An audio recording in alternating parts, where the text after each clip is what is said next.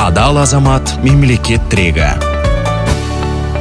Мемлекеттік қызметкер адал азамат идеалдарына сай келуі тиіс. Адал азаматқа тән басты қасиеттер жауапкершілік пен кәсібилік, елге пайдам тисе деген ішкі мотивацияның болуы. Мемлекеттік қызметкердің болмысы туралы Мемлекеттік қызмет істері агенттігінің төрағасы Дархан Жазықбай Ана тілі газетіне берген сұхбатында айтып берді. Оның сөзінше, әрбір мемлекеттік қызметкер жемқорлыққа, бюрократияға, көз бояушылық пен формализмге, қызметтің жасанды декларативті элементтеріне жол бермей, жұмыс тәсілін өзгертіп, адал, әділ, барынша ашық болуы тиіс. Ең бастысы, қоғам мүддесін өз мүддесінен жоғары қоя алатын тұлғалық қасиетке ие болу керек. Мемлекеттік қызметкер қоғамға өзінің білімімен ғана қызмет етіп қоймай, адамгершілік тұрғысынан басқаларға үлгі бола білуі тиіс.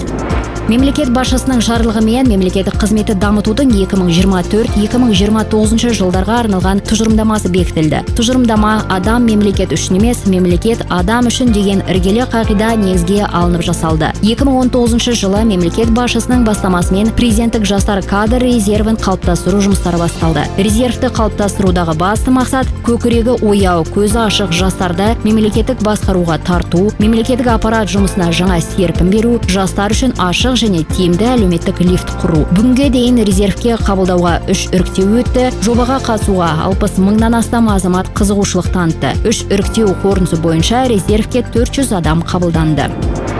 Әдеп кодексінде мемлекеттік қызметкерлердің қызметтік әдебі 6 қағидатқа негізделген. Олар ашықтық, әділдік, адалдық, сыпайылық, адал ниет және клиентке бағдарлану. Мемлекеттік қызметкерлер мемлекеттік қызметтің негізгі тұтынушысы саналатын, халықтың талабына барынша икемді, жұртшылықпен жұмыс істеуге дайын болып, өз жұмысының ашықтығын қамтамасыз етуі тиіс. Мемлекеттік қызметке келемін деген адам ең бастысы жеке бастың қамын емес, елдің қамын ойлап келгені дұрыс. Мансаптық амбициядан гөрі алдымен қоғамдық мүддені жоғары қою керек. Ол Хакім Абайдың пайда ойлама, ар ойла деген сөзін, немесе шәкәрімнің адамдық борышың, халқыңа еңбек қыл өсиетін ұстанымға айналдырса, дұрыс жолда болады. Адамгершілік қағидаттары қашанда биік тұруы қажет. Сонда тәртіп те тұлғалық дамуда болады, деді Мемлекеттік қызмет істері агенттігінің төрағасы Дархан Жазықбай. Бағдарлама Қазақстан Республикасы Мәдениет және ақпарат министрлігінің тапсырысы бойынша дайындалды.